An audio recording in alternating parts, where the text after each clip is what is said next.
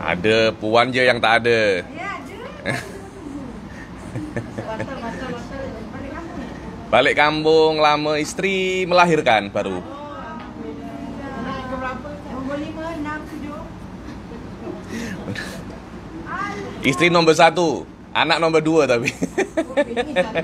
Satu je bini. Bismillah. Kampung kat mana, Ustaz? Saya Jawa Timur. Mana ini ya?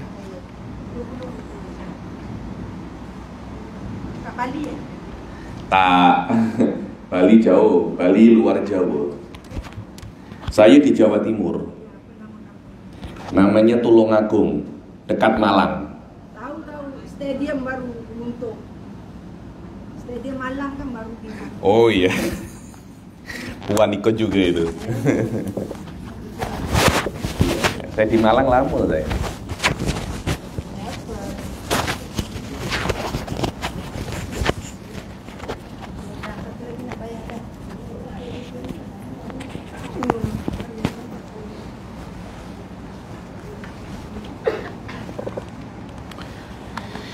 Kita sudah sampai mana, Puan? Sudah nak penghujung yang Tak penghujung niat niat minum bukan niat menggunakan sorban.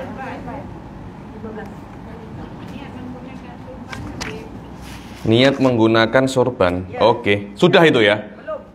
Belum. Yang Oke. akhirnya niat gunakan tasbih. Oke. Kita mulai. Bismillahirrahmanirrahim. Assalamualaikum warahmatullahi ta'ala wabarakatuh. Alhamdulillahirabbil alamin wassalatu wassalam ala sayyidil mursalin wa ala alihi wa sahbihi wa man tabi'ahum bi ihsanin ila yaumiddin. Nawaitu ta'luma wa ta'lim wa naf'a wal intifa' wal ifadah wal istifadah wal hatta ala tamassuki bi kitabillahi ta'ala wa sunnati rasulihi wa du'a ilal huda wa dalalata alal khairi wa ibtigha'a mardatihi wa qurbihi wa thawabihi subhanahu wa ta'ala. Allahumma faqihna fid din wa alimna ta'wil. Rabbi shrah li sadri wa yassir li amri wahlul 'uqdatam min lisani yafqahu qawli waj'alni waziran min ahli. Bismillahirrahmanirrahim.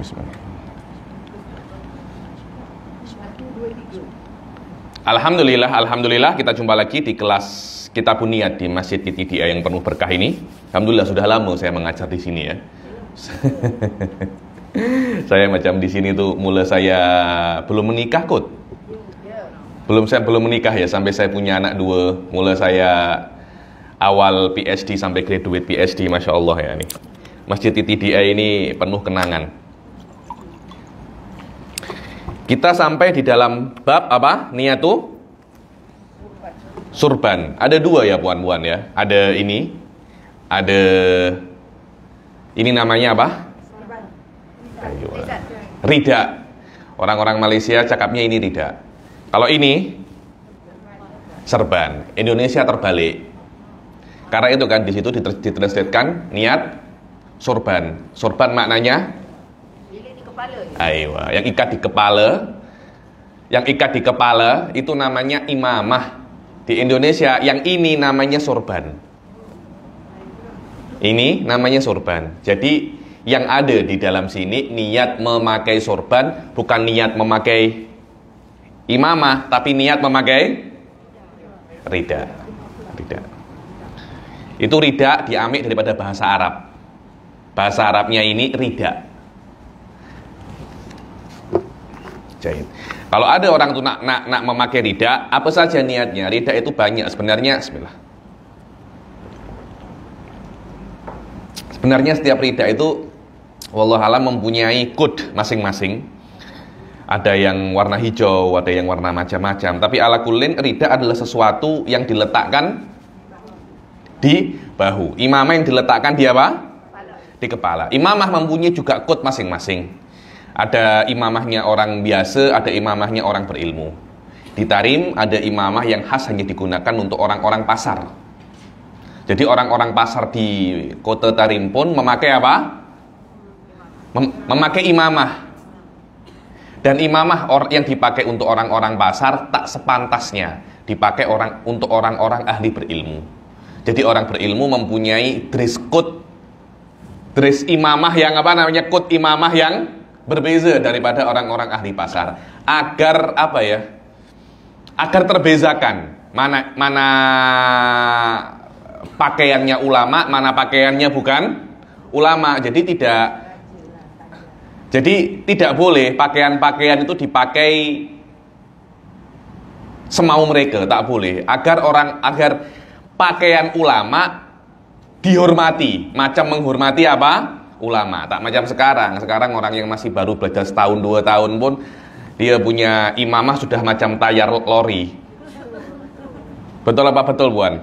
Betul, masih mungkin belajar 1 tahun 2 tahun di pondok aja. Mereka punya imamah macam tayar lori. Tak boleh. Tak boleh semacam itu. Sebenarnya dari segi kelayakan itu tak boleh, karena imamah dalam kod yang tertentu itu tak boleh kecuali macam dipakai untuk orang-orang ahli ilmu. Puan-puan kalau tengok graduate Al-Azhar mempunyai imamah yang khas, tak macam orang-orang biasa. Imamah mereka putih, kopiah mereka merah.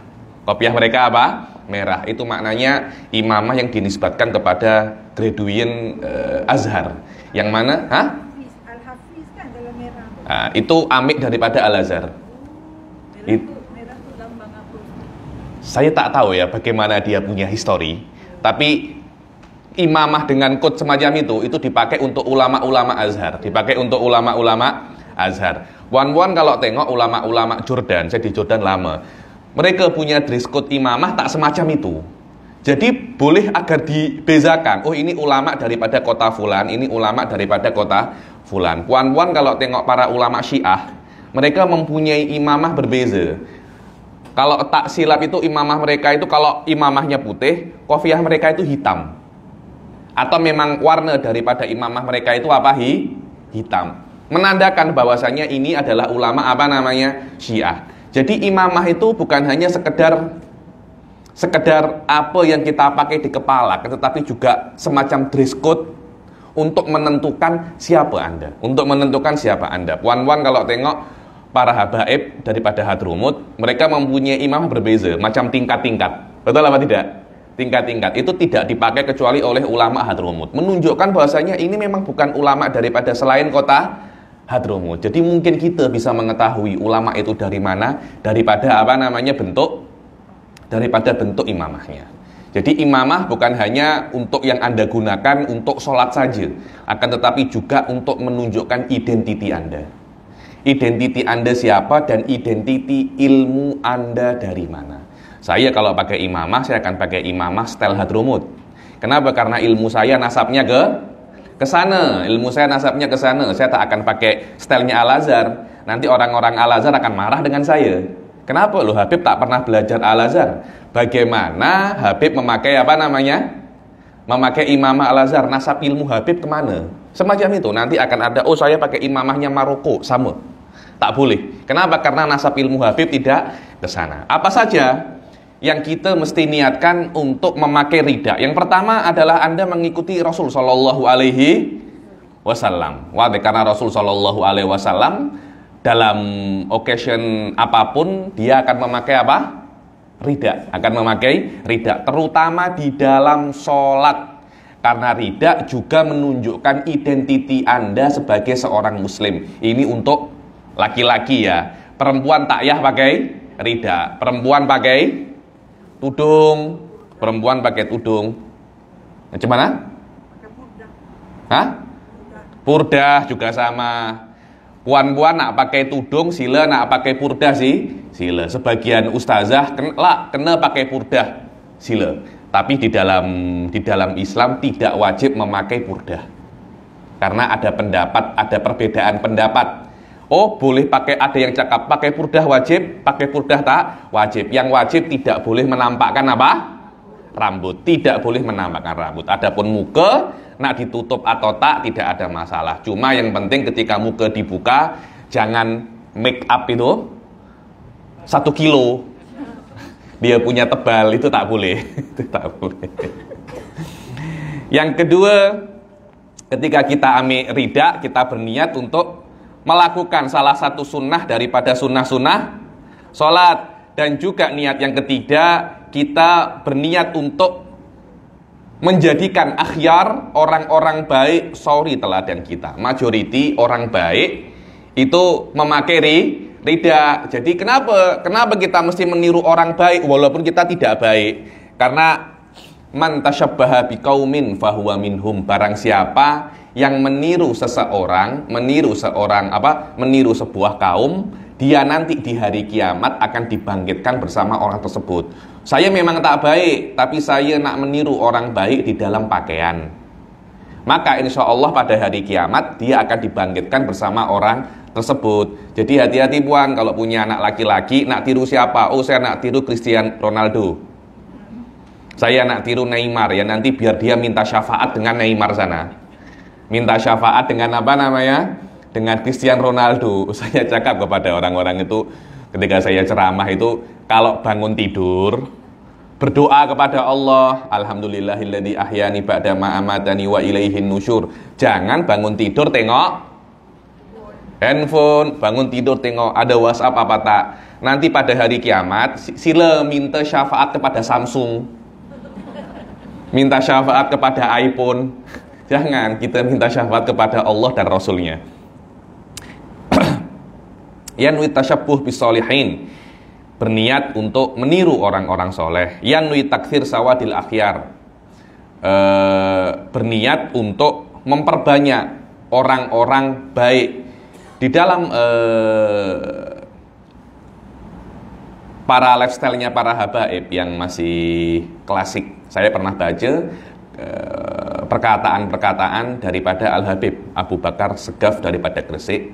Beliau itu sangat menekankan orang-orang itu memakai baju yang proper sebagai seorang muslim. Saya kira baju proper sebagai seorang muslim itu mempunyai kod masing-masing. Jadi proper sebagai seorang Hadromut berbeza dengan proper sebagai seorang Malaysia atau seorang Amerika. Tapi yang penting ada titik temu di antara memakai baju itu, kita kena menutup aurat. Jadi kalau kita nak berdakwah kepada orang, jangan suruh, oh anda kena pakai baju macam saya. Tak, pakailah baju yang menutup aurat. Itu adalah titik temu di mana kita itu berdakwah kepada Islam. Yang keenam, yanwi idhara nikmatillahi alaih. Kita kalau pakai rida berniat untuk menampakkan nikmat Allah. Ditarim, itu kalau hari raya semua itu baru. Kalau raya Idul Adha itu kan disunahkan untuk memakai pakaian yang paling best. Memakai pakaian yang berwarna-warni, ada yang warna hitam, ada yang warna biru, ada yang warna macam-macam. Itu baru semua. Oh, jadi orang-orang tarim beli baju untuk raya, sampai sarung pun baru semua. Karena untuk tunjukkan baru, stiker itu tak dilepas. Jadi stiker tetap benar. Jadi stiker tuh masih ada, stiker 1, 2, di rida pun masih ada stiker dia. Kenapa? Itu bukan sombong, untuk menunjukkan bahwasanya ini adalah nikmat daripada Allah. Kalau kita pakai baju semacam itu masih ada stikernya, malulah kita.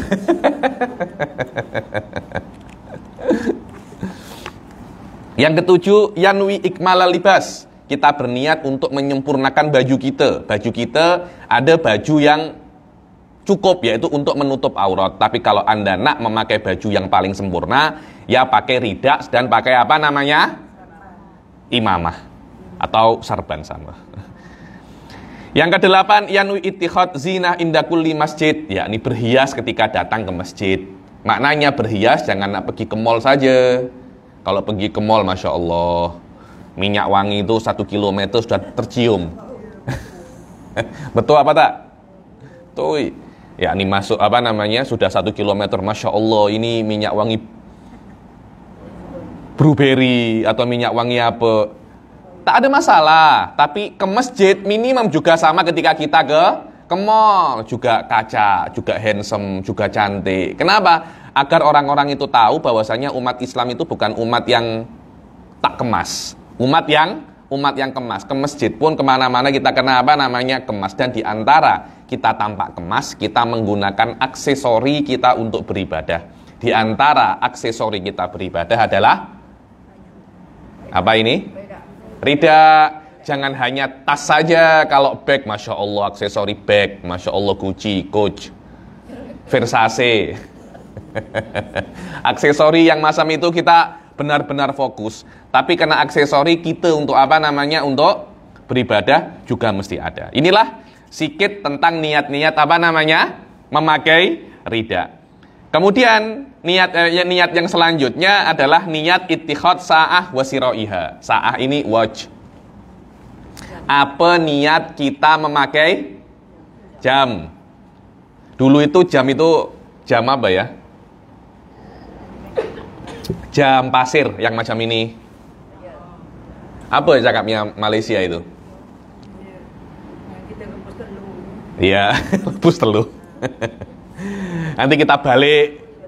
Ayo. Di dalam bahasa Arab itu namanya al-manakib. Apa? Al-manakib dengan kaf. Al-manakib.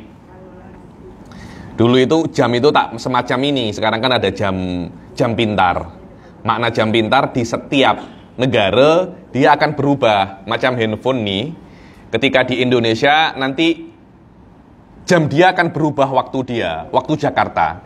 Ketika sampai ke Malaysia akan berubah waktu Kuala Lumpur. Nanti ke Yaman akan menjadi waktu Yaman. Zaman dahulu tidak ada. Zaman dahulu jam itu pusing dulu. Apa niat kita untuk memakai jam itu? Subhanallah, Habib, saat ini kita kena berniat 4 perkara. Apa itu? Yanwi biha dhabta mawaidihi li ajli a'malil khair. Kita berniat untuk menyempurnakan dan mendobet itu mendisiplinkan, menepatkan kita punya schedule untuk berbuat baik. Tepat di dalam schedule, datang tepat waktu, itu adalah akhlak Islam. Itu adalah akhlak Muslim. Saya tengok di Malaysia, Masya Allah, tepat waktu itu di mana-mana tepat waktu. Jadi ada ceramah apapun, pukul 8 ceramah, terlambat pun 10 menit, 15 menit, tak banyak. Puan-puan di Arab, innalillahi wa inna ilaihi raji'un. Pukul 10, oh ceramah pukul 10, acara pukul 10, mula pukul 12. Pukul 12, saya beberapa kali itu ceramah di Indonesia, dijemput pukul 10 malam. Habib 10 malam ceramah, oke. Saya tunggu. Saya baru disuruh ceramah pukul 1 malam. Saya cakap pukul 1 malam ini waktu tahajud, bukan waktu dengar apa namanya, ceramah. Kita kena dengan urusan waktu itu kena tepat waktu. Puan-puan tahu di Arab itu sampai kita itu kalau cakap, nanti kita jumpa pukul 9 ya. Janji macam itu. Ini janji Arab apa janji Barat? Benar.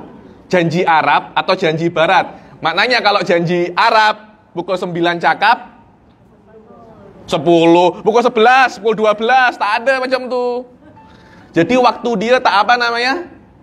Waktu dia tak on time. Berbeza kalau orang Barat akan on time. Saya bilang, ini tak boleh macam ni. On time di dalam waktu adalah ajaran Islam. Aufu bil uqud, tepati apa yang sudah menjadi kesepakatan. Jangan sampai tidak on time itu menjadi akhlak dan adabnya orang Islam, dinisbatkan kepada orang Islam. Kalau kamu tak nak on time, tengok orang-orang Islam itu. Contoh orang-orang yang tak on time. Jangan sampai semacam itu. Saya malu bila-bila di Yaman itu.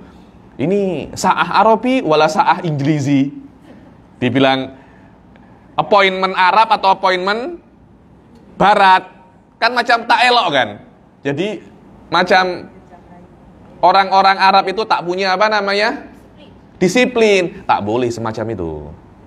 Karena itu kita di dalam Islam itu diajarkan untuk on time.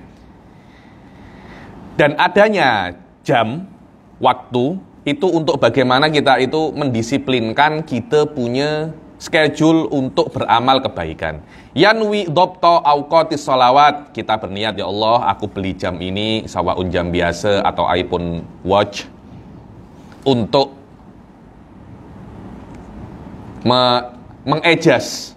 mengejas saya punya waktu-waktu sholat. Dan juga berniat untuk membagi waktu. Waktu kalau tak dibagi akan hilang macam itu saja. Kita kalau sudah tengok handphone 1 jam 2 jam tak terasa, Buan. Betul apa tak? Sudah tengok jam ini. Wih, sudah apa namanya? 2 jam. Coba kalau ada waktu, tik waktunya akan berbunyi. Oh, maknanya saya sudah 10 menit tengok handphone. Yang keempat, yanwi dhabta mawaidihi. Untuk yang terakhir adalah untuk mengejas semua appointment-nya. Saya kira bukan perkara-perkara yang susah karena banyak sekali niat-niat ini sudah saya jelaskan di kelas-kelas sebelumnya. Ini akhir-akhir macam tak ada perkara yang perlu saya jelaskan secara detail. Jadi kita baca, nanti kalau ada poin yang saya kira penting, kita akan stop di situ untuk lebih mendalami apa makna daripada poin tersebut. Niat, madad, wal manadir, wan nazhat. Niat untuk apa di situ? Menolong, jalan-jalan dan bertamasya. Membantu. Tak ada, itu niat untuk traveling. Niat untuk traveling. Rehlah. Iya, betul, rehlah. Orang-orang Arab cakapnya rehlah itu nuzhah. Kalau kita nak rehlah, apa niatnya?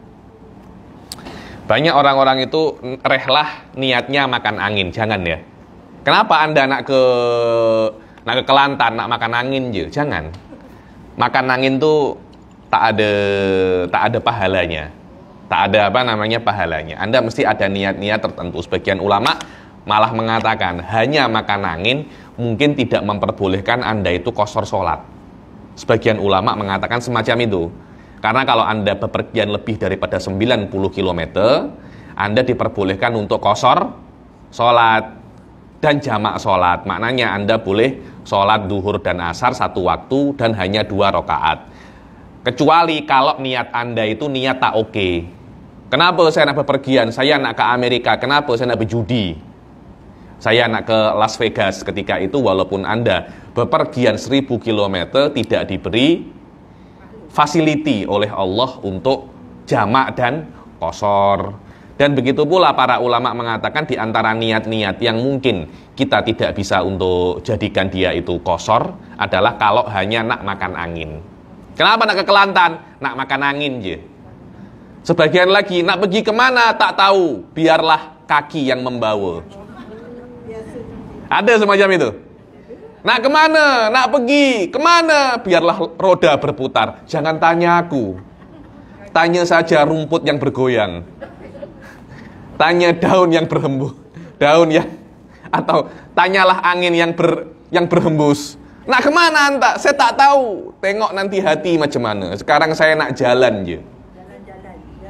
Ayo, dia tak bermaksud ketujuan tertentu. Dia hanya nak jalan-jalan. Nanti kalau saya nak tengok bus lah macam mana. Di bus nanti ada tiket mana saja. Saya akan istikharah.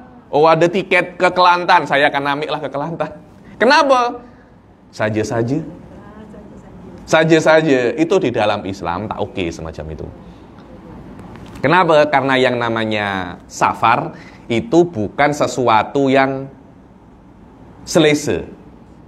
Safar itu sesuatu yang penat, buan-buan. Sampai orang Arab itu mengatakan as-safaru qit'atun minas saqar. Bepergian itu sebagian daripada neraka. Anda seselesa apapun, oh saya Masya Allah, saya naik sleeping bus. Ada beberapa bus itu ada tilam dia. Tak pernah tengok, Buan? Hah? Ada kan? First class, ada apa itu namanya, tilam dia. Anda nak tidur dari Gombak ke Kelantan, berapa jam Gombak Kelantan? 8 jam. Anda tidur di bus sampai Kelantan, badan Anda sakit semua. Confirm semacam itu. Kenapa? Karena memang still yang namanya safar itu penat. Jadi mesti ada maksud yang diiktibar, maksud yang diiktiraf oleh syariat. Sekiranya safar Anda itu tidak saja penat, tapi ada pahalanya. Kita mesti niat sesuatu. Niat untuk berekreasi tidak ada masalah. Kita cakap nak healing. Nak healing, penat kerja, penat mengajar. Istri cakap, ayo Habib, ayo abang, kita ke mana namanya Pineng. Kenapa? Nak healing. Tidak ada masalah. Di dalam hadis dikatakan, rawihu anfusakum sa'atan ba'da sa'ah. Healinglah. Bertamasyalah. Sekali-sekali. Tapi jangan hari-hari bertamasya.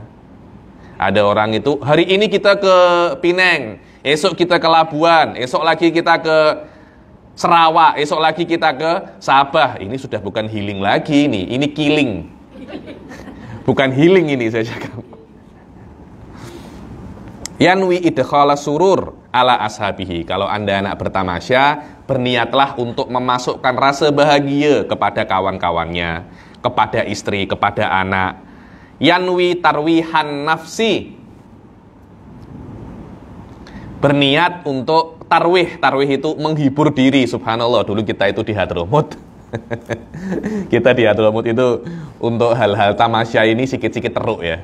Karena tamasya itu kita perlu tempat yang dia punya view itu cantik. Baru kita punya apa namanya? Kita punya hati itu senang. Di Hadramut hampir tidak ada tempat yang view-nya cantik. Jadi kita nak kemana? Ke sungai. Kemanapun tamasya, kena ada sungai. Sungainya pun tak besar pun, kecil je. Saya cakap kalau semacam ini di Gombak Sungai Cincin pun juga ada. Tak ya apa namanya? Tak ya healing.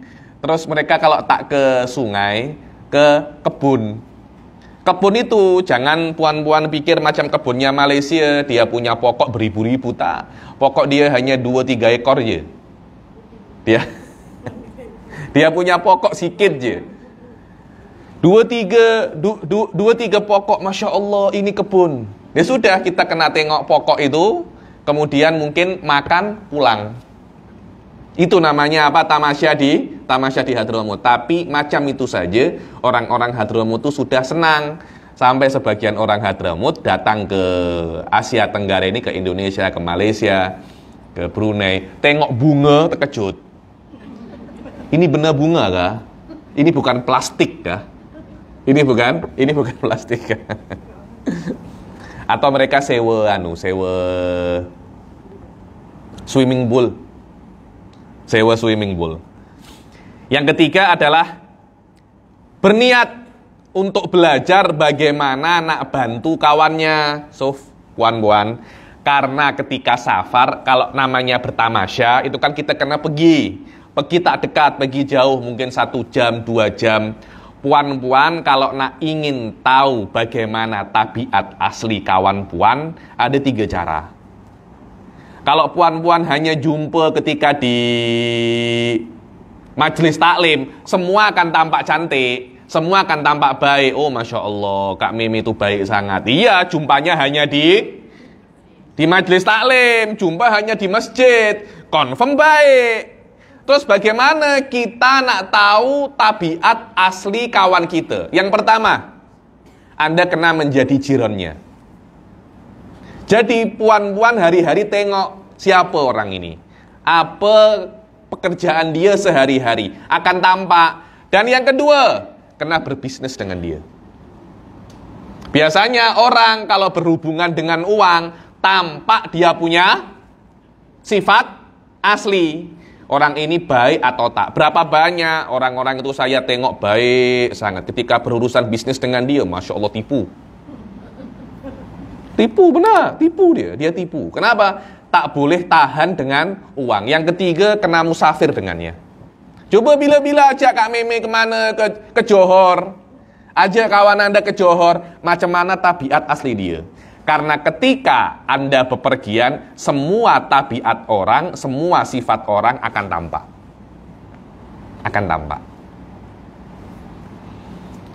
Karena itu, di antara niat kita itu bertamasya, yanwi takwiyata irtibat bi ashabihi. Kita nak bonding dengan niat, nak bonding dengan kawan-kawan kita. Karena ketika kita tahu hakikat daripada kawan-kawan kita, sifat dari kawan-kawan kita, kita akan tahu bagaimana deal dengan kawan kita, dan kita lebih Bisa untuk memperkuat ikatan dengan kawan-kawan kita. Karena nanti pada hari kiamat, nanti mungkin kawan kita itu akan ada menjadi wali dan diberi hak untuk syafaat. Nanti kita yang akan mungkin kalau sudah semua saudaranya itu diamik, masih ada baki daripada syafaat akan diberi kepada kita. Yang kelima, yanwi an yazida minal ashab. Kalau Anda bertamasya, berniat untuk menambah lebih daripada kawan. Karena nanti, saya nak ke Johor, di Johor pasti jumpa orang. Betul apa tidak? Saya nak ke saya nak ke Jogja. Nanti di Jogja pasti jumpa orang. Ketika Anda jumpa orang, nanti boleh buat friendship, boleh buat kawan. Semakin banyak kawan, semakin banyak ilmu Anda. Memang semacam itu. Inilah niat-niat, bagaimana niat yang mesti kita niatkan ketika kita itu nak bertamasya. Yang selanjutnya, niatul adzan. Untuk perempuan tidak seyogyanya dia itu adzan. Kalau perempuan nak adzan itu diperbolehkan hanya untuk jamaah perempuan saja. Tidak boleh di masjid At-Taqwa macam ini tiba-tiba tak meme nak adzan. Tak boleh. Kenapa? Karena nanti yang laki-laki itu berpikir yang tak nanti. Wih, ini suara cantik, ini pasti orangnya cantik ini. Nanti, ini suara tak oke, ini pun tak oke. Kalau di depan jamaah perempuan tidak ada masalah, tapi tidak boleh keras-keras. Sekiranya yang dengar hanya jamaah perempuan saja. Kemudian jamaah perempuan disunahkan untuk iqomah. Iqomah tidak ada masalah. Untuk laki-laki kena adzan. Dulu kita itu kalau di depan Mufti Tarim, ayo adzan, semua cakap engkau je. Kenapa? Adzan kena tunjukkan suara, adzan kena tunjukkan otot sikit, katanya. Kena tunjukkan otot sikit. Dan maksud daripada adzan adalah memberitahu waktu sholat dan memberitahu tempat sholat. Macam mana tempat sholat? Kalau adzan buan-buan, maknanya di tempat itu ada masjid. Alhamdulillah kita masih belum sampai level Urdun. Urdun itu Jordan, tempat saya belajar master. Dia punya adzan sudah tak manusia lagi. Yang adzan hanya satu. Yang adzan di masjid pusat, masjid kerajaan. Yang lain-lainnya itu tip saja. Hanya menyalakan tip. Jadi 5 menit sebelum adzan dia nyalakan radio. Kemudian adzan yang ada di masjid kerajaan mereka war-warkan, mereka siarkan ke semua masjid. Alhamdulillah kita masih belum sampai level itu lagi. Saya ada tulis jurnal pasal adzan, saya cakap adzan selain kita itu untuk mengetahui waktu sholat, juga untuk mengetahui tempat sholat. Jadi kalau ada adzan di tempat itu, ketahuilah di situ ada masjid. Jangan adzan pakai tape, jangan adzan pakai record. Nanti orang tidak mendapatkan fadilah untuk adzan. Macam ada orang kawan saya, emaknya meninggal, dia tak boleh baca Al-Quran. Akhirnya ke makamnya emaknya download Yasin. Dia perdengarkan MP3 Yasin di makam emaknya. Saya cakap tak boleh semacam itu. Anda kena belajar membaca Yasin. Niatul adzan yanwi biha fi'lal khair. Kalau Anda beradzan, berniatlah untuk berbuat baik. Yang kedua, berniat untuk mengangkat suara untuk berzikir kepada Allah. Jadi agar tampak bahwasanya syiar itu ada.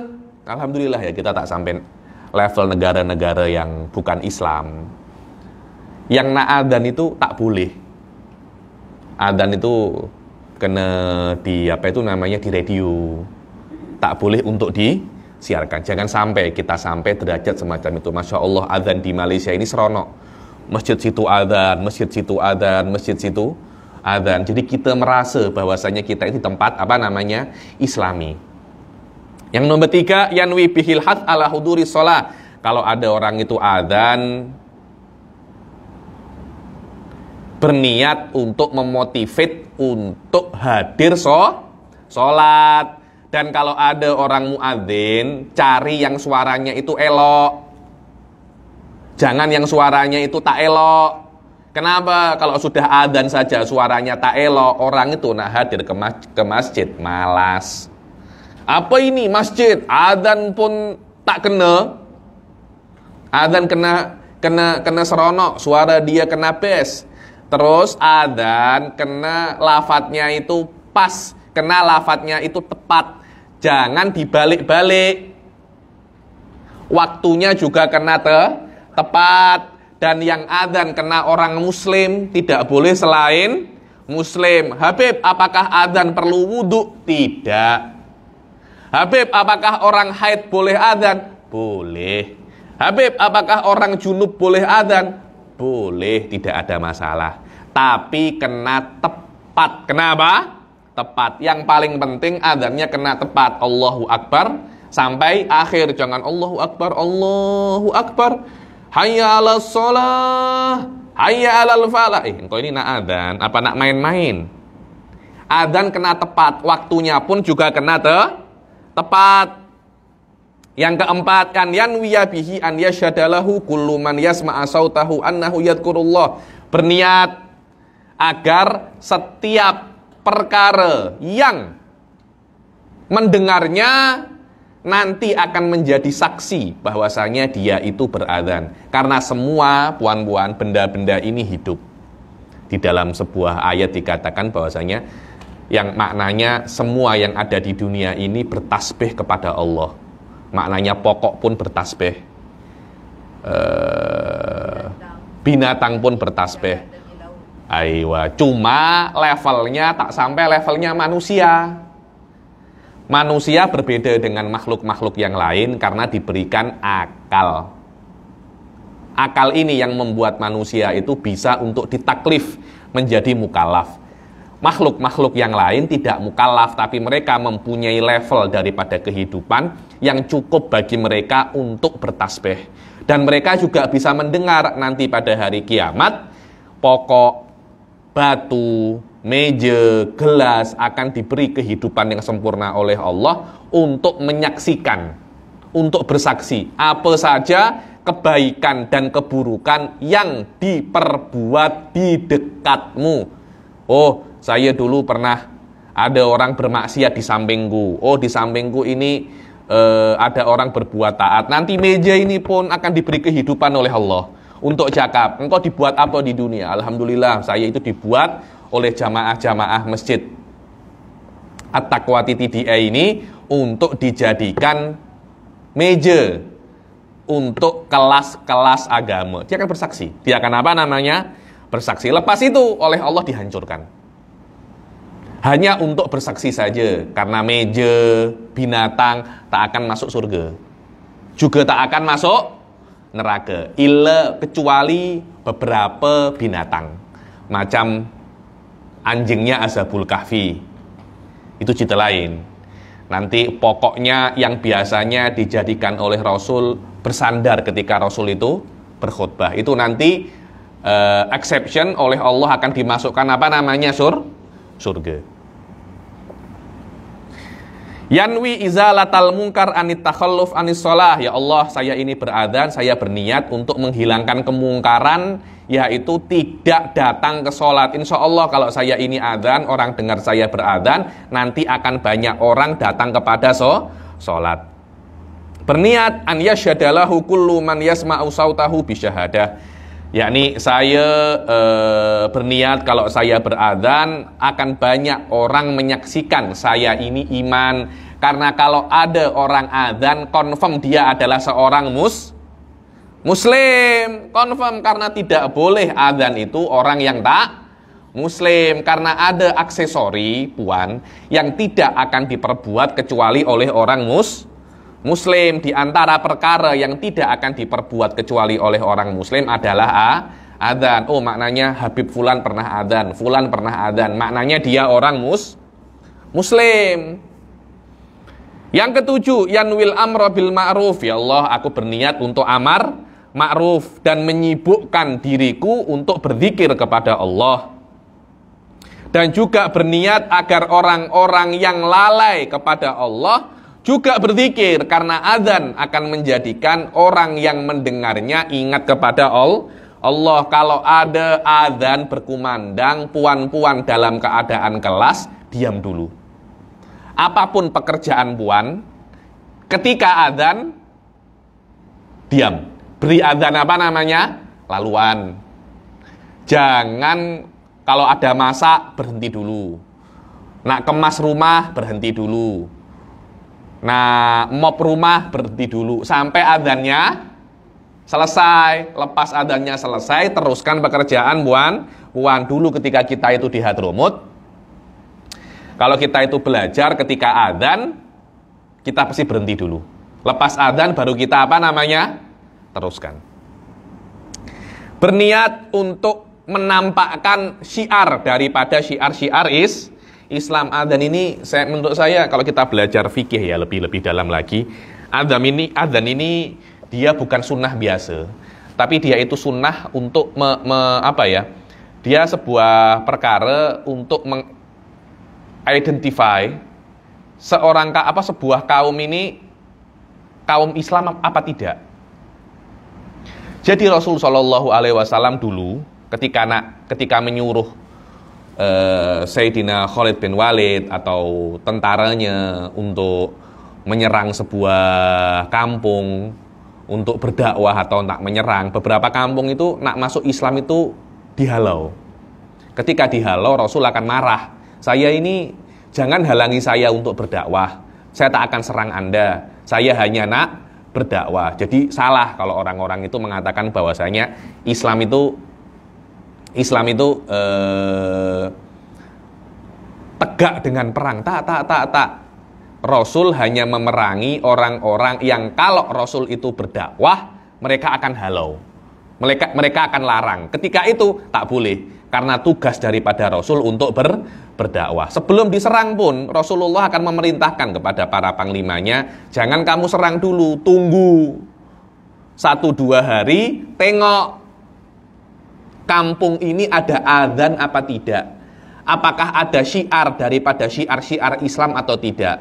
Kalau ada syiar Islam, pulang. Ini sudah masuk Islam. Kalau tidak ada syiar Islam, Anda kena datang untuk tawarkan Islam kepada mereka. Kalau mereka tak nak Islam, biarkan kami itu untuk berdakwah. Jangan larang kami untuk berdakwah. Itulah yang namanya adzan, bukan hanya setakat syiar, tapi sebuah sistem untuk identify, untuk mengenali kampung ini kampung Muslim atau tidak. Dan yang ke-11, yanwi muawanatal muslimin ala umuril khair. Ayo kita bahu-membahu, saling tolong menolong di dalam perkara yang baik. Dan yang terakhir, kalau Anda adzan, berniatlah untuk mengikuti sunnah Nabi. Tapi peliknya, Nabi tidak pernah adzan. Nabi tidak pernah adzan. Dalam sejarah, Nabi tidak pernah adzan. Nabi menjadi imam iya, Nabi adzan tak pernah. Kenapa? Kejap. Kenapa Nabi tak pernah adzan? Rahmat untuk kita, Puan. Karena di dalam adzan ada kata-kata hayya alas sholah. Apa makna hayya alas sholah? Mari sholat, ayo sholat. Kata-kata hayya di dalam bahasa Arab adalah kata perintah. Ayo sholat, sholatlah, macam itu. Kalau Nabi memerintahkan menjadi wajib. Paham bukan ya? Hayya ala sholat. Kalau Nabi memerintahkan kita untuk sholat, akhirnya sholat berjamaah itu menjadi wajib, menjadi fardul ain. Kenapa? Karena adalah perintah Nabi. Karena itu Nabi takut umatnya tak boleh sholat berjamaah. Ketika adzan disuruh selain Nabi untuk adzan agar perintah sholat berjamaah tidak menjadi wajib dan kita lebih selesa untuk sholat. Kalau Anda ada waktu, sila sholat berjamaah. Kalau tidak ada waktu, sila sholat di rumah. Tapi kalau Nabi adzan, tak boleh. Kalau Nabi adzan, sholat berjamaah menjadi fardul ain. Dan itu susah untuk umat. Saya selalu bercanda ketika ceramah-ceramah itu, ceramah yang datang banyak. Saya cakap hadir maulid beribu, hadir maulid beratus-ratus yang hadir. Padahal sunnah sholat jamaah yang fardul kifayah yang lebih tinggi daripada sunnah seharusnya lebih banyak. Ketika sholat subuh lebih banyak jamaahnya atau tiangnya?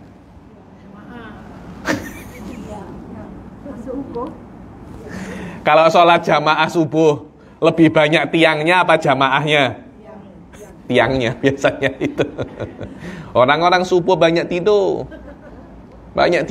Padahal sholat subuh berjamaah beribu-ribu kali lebih afdol daripada maulid. Orang-orang kalau maulid, Masya Allah, banyak sangat yang hadir. Nak berkah. Tak ya berkah maulid pun.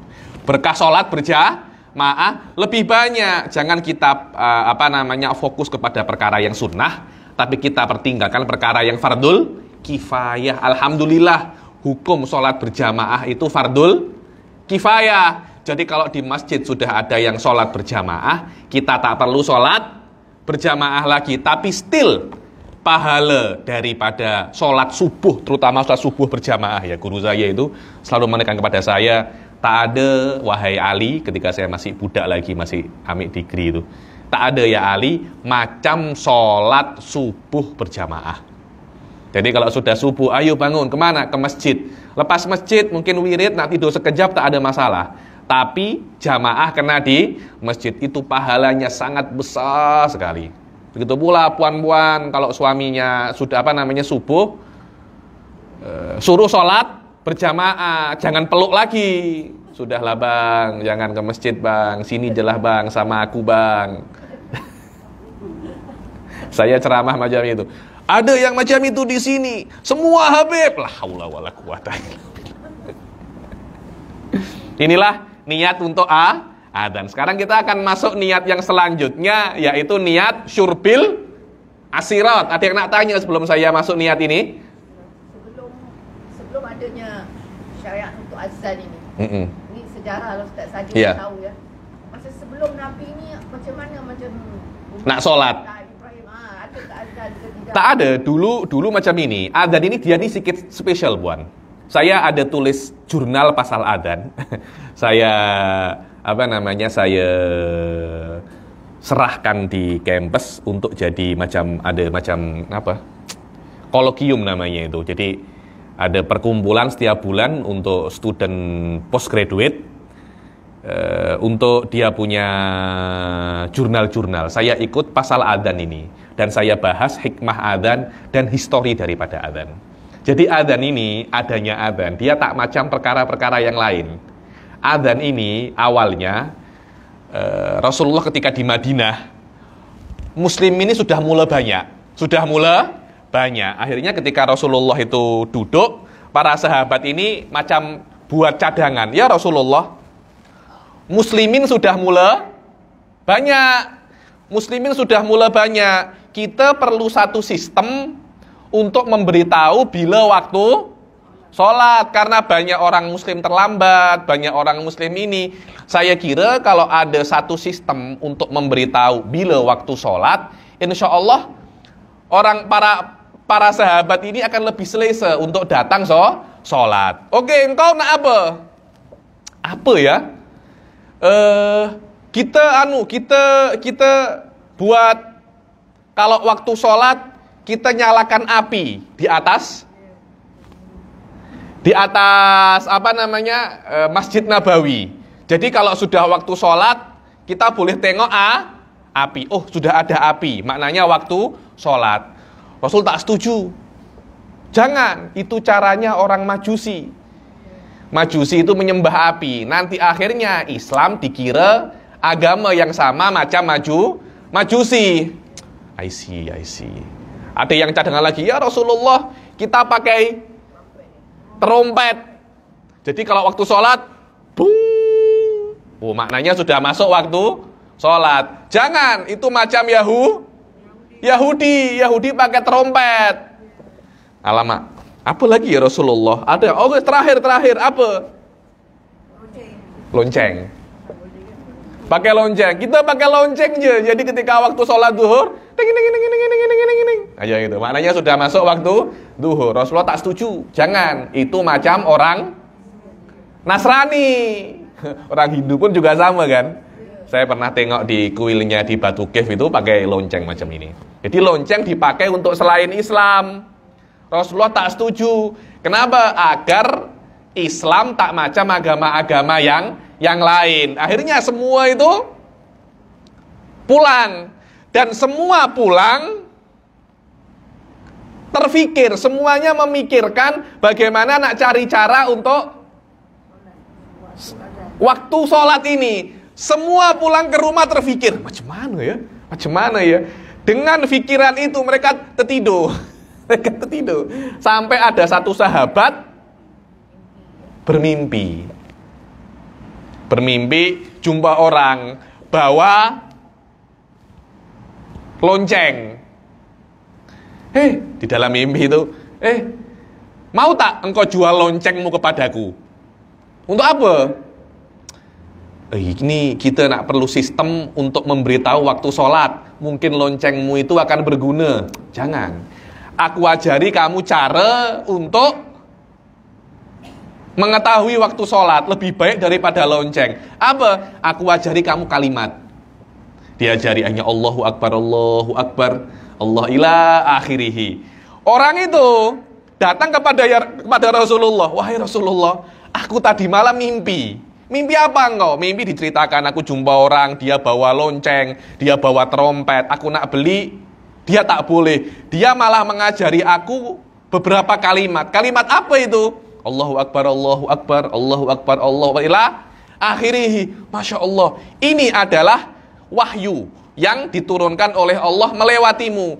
Ini kita pakai untuk apa namanya? Untuk azan. Oke, Bilal, engkau yang suaramu yang paling keras, sekarang naik ke tempat yang paling tinggi, teriaklah, berazanlah. Bilal azan, Allahu Akbar. Ketika Bilal azan, semua sahabat diantaranya Sayyidina Umar lari. Ya Rasulullah, aku mimpi sebiji macam apa yang dikatakan apa namanya? Bilal. Jadi yang bermimpi itu bukan hanya satu atau dua orang sahabat. Orang yang datang ketika musyawarah dengan Rasulullah semuanya mimpi perkara yang sama. Itu adalah apa namanya? Histori daripada adzan. Oleh Rasulullah akhirnya diiktiraf ini adalah cara bagaimana adzan. Kemudian Sayyidina Bilal itu adzan. Oke, adzan. Ketika subuh Sayyidina Bilal adzan. Tengok Rasulullah kok tak keluar. Dikira Rasulullah masih tidur. Nabi yang tidur itu matanya, hatinya tak tidur. Kalau kita tak tidur pun hati kita tidur. Kita kalau hadir majelis, mata kita di sini, hati kita kemana? Mana-mana. Rasulullah di rumahnya, Sayyidina Bilal ini azan. Nah azan mana? Rasulullah tak bangun-bangun, tak keluar daripada rumahnya. Rasulullah bersandar di apa namanya? Di pintunya, di rumahnya, di dinding rumahnya, macam mungkin tidur sekejap, tapi hatinya tak tidur. Sayyidina Bilal tak tahu itu. Ketika adzan subuh ditambah as-sholatu khairun minan naum. Salat itu lebih baik daripada tidur. Di depannya Rasulullah tertawa aja dengar adzannya Sayyidina Bilal as-sholatu khairun minan naum, tertawa aja. Terus ditegur, wahai Bilal, kami ini nabi, yang tidur ini hanya mata kami. Nabi itu hatinya tak tidur. Jadi kalau kamu tengok aku ini tidur, itu hanya mataku aja. Hatiku tidak akan tidur. Tapi by the way, anta punya kalimat as-sholatu khairun minan naum adalah kalimat yang bijak, kalimat yang baik. Jadikanlah itu di adzan subuh saja. Jadikanlah itu di adzan subuh. Akhirnya ketika adzan subuh, Sayyidina Bilal sampai sekarang pasti mengatakan as-sholatu khairun minan naum. Kemudian adzan subuh secara spesiali itu boleh 2 kali. Adzan setelah tengah malam boleh, tidak ada masalah. Terus adzan ketika masuk waktu subuh. Jadi adzan ketika tengah malam itu biasanya tuh ada adzan atau lebih ke zikir. Di masjid-masjid Malaysia, surau-surau Malaysia, sebelum adzan 30 menit, mula kan ada macam zikir-zikir. Itu dulu tidak zikir tapi adzan. Itu tidak ada masalah, itu perkara yang best itu. Di Tarim juga dibuat semacam itu, namanya tarhim. Ya arhamar rahimin irhamna. Macam itu kalau di Tarim itu. Sama aja, di Malaysia juga buat semacam itu dengan lafaz yang berbeza, tapi semuanya di zikir untuk menunjukkan bahwasanya kejap lagi akan masuk waktu subuh. Kemudian di antara penambahan adzan, selain adzan waktu subuh itu 2 kali, adzan ketika sholat Jumat 2 kali. Dulu adzan ketika sholat Jumat itu hanya sekali saja, yaitu ketika khotib sudah naik mimbar. Akhirnya ketika zamannya Sayyidina Umar atau Sayyidina Utsman, saya lupa, saya kira Sayyidina Umar, orang-orang muslim sudah semakin banyak karena Islam mulai meluas sampai ke Andalus, sampai ke kota-kota yang lain. Dan ketika itu sholat Jumat itu puan-puan jangan kira sholat Jumat itu macam sekarang ya. Sholat Jumat itu satu kampung satu. Bahkan dulu satu kota satu. Jadi ini apa ini? Daerah apa ini? Di TDI ya. Minimum di TDI hanya ada 1 sholat Jumat. Sekarang di TDI ada berapa masjid? Hah? Tak boleh itu sebenarnya, karena ada 1. Di sebagian kitab bukan hanya 1 TDI, 1 wilayah. Maknanya 1 Selangor kena ada 1 masjid. Memang semacam itu. Dulu itu di Baghdad itu ada 1 tempat dipisah oleh sungai. Para ulama, kita buat 2 aja. Sholat Jumat 1 sini, Jumat 1 sini. Jangan nanti dikira umat muslim itu tidak bisa bersatu. Kita buat 1 sholat Jumat, contohnya di sebelah kanan. Nanti yang di sebelah kiri suruh datang ke sebelah kanan. Kenapa? Agar orang-orang itu saling kenal. Kalau kita hanya sholat Jumat macam saya di Sungai Cincin, sholat Jumat hanya di Sungai Cincin saja. Nanti di Gombak yang lain, di dekat situ ada Masjid Asy-Syarif namanya. Di dekatnya lagi ada masjid lagi. Kita tak akan kenal kampung-kampung sekitar kita. Dan nanti kalau seumpamanya kampung itu diserang oleh musuh, kita tak akan ada, kenapa kita nak bantu? Kita tak kenal pun. Macam itu. Jadi makna bahwasanya orang muslim itu saudara orang muslim tak ada. Karena itu di dalam Islam kita disuruh untuk saling mengenal 1 minggu 1 kali, yaitu hari Jumat. Hari Jumat adalah idnya orang muslim.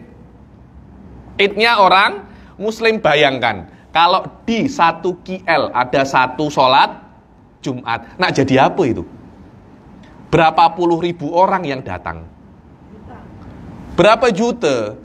Ketika imamnya cakap waladhdallin, berapa juta yang cakap? Amin. Pasti nanti kerajaan akan pilih khotib yang best. Ini kita cari khotib yang best. Agar orang-orang ini apa namanya? Boleh mendengarkan ceramah. Kemudian orang-orang akan banyak jual-jual apa? Air balang, kue-kue. Nanti akhirnya apa namanya? Ekonomi itu juga terangkat, juga naik. Karena itu dulu saya juga pernah punya jurnal pasal sholat Jumat.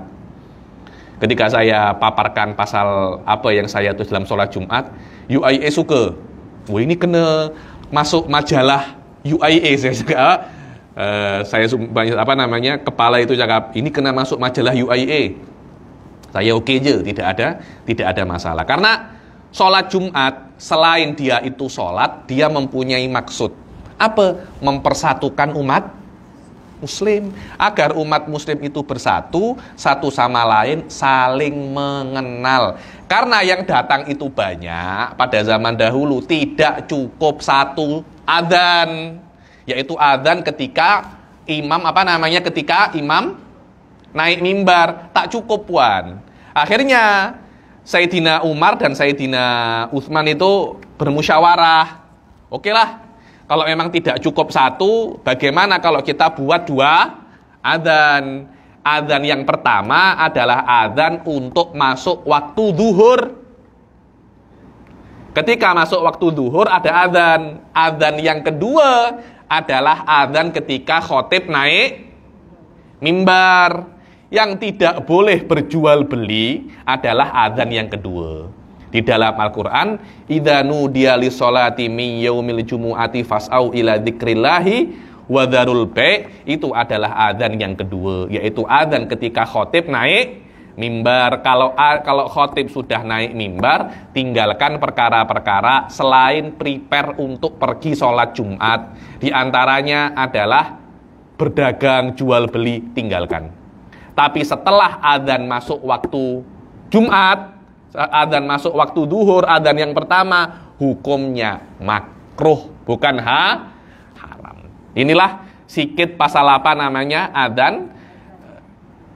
Kenapa adzan itu sesuatu yang penting? Karena menurut saya dia bukan sunnah biasa, tapi sunnah-sunnah yang khas untuk identify sebuah identity dan juga sebuah tanda masuk dan tanda di mana ada tempat sholat. Sampai sini saja, insya Allah yang akan datang kita akan masuk ke bab yang selanjutnya, yaitu niat untuk minum. Iya, betul. Orang Arab itu suka sirap. Sirap itu bukan maknanya sirap sama. Yakni mereka macam jus. Asir itu bukan hanya sirap, tapi apa namanya? Jus, air buah. Orang-orang Arab suka air buah itu. Kita akhiri sampai sini. Semoga Allah Subhanahu wa taala menjadikan kita orang-orang yang bisa untuk praktikal syariat Islam secara kafah, dan semoga majelis-majelis semacam ini terus ada sampai hari kiamat, dan kita jadikan orang yang istiqomah di dalam belajar, jadikan orang-orang yang bisa untuk praktikal kitab niat ini, dan juga diberikan umur panjang, kefahaman yang baik, sehat walafiat, dan dijadikan meninggal dalam keadaan husnul khatimah. Amin amin ya rabbal alamin. Allahumma ja'al hadzal jam'a jam'an marhuma wa tafarruqana min ba'dihi tafarruqan marhuma wa ma'suma wa la taj'al fina wa la minna syakiyan wa la mahruma. Allahumma la tad'alna dhanban ila ghafartah wala syakiyan ila as'attah wala dhaliman ila hadaitah wala madluman ila nasartah wala hajatan min hawaiji dunya illa laka fiha ridha wa lana fiha shalah ya rabbal alamin. Rabbana arinal haqqo haqqo warzuqna tiba'ah wa arinal batila warzuqna jinabah. Rabbana atina fid dunya hasanah wa fil akhirati hasanah wa qina adzabannar. Wa sallallahu ala sayidina Muhammadin wa ala alihi wa sahbihi wa sallam wa ala hadhihi niyyah wa ala kulli niyatin shalihah jami'ah syamilan khatib dunya wal akhirah wa ila hadratin Nabi Muhammad sallallahu alaihi wasallam. Al-Fatihah. A'udzubillahi minasyaitonir rajim. Bismillahirrahmanirrahim. Maliki yaumiddin. Iyyaka na'budu wa iyyaka nasta'in. Ihdinas siratal mustaqim. Siratal ladzina Bitaufiq wal hidayah wa ridha wal inayah. Assalamualaikum warahmatullahi taala wabarakatuh.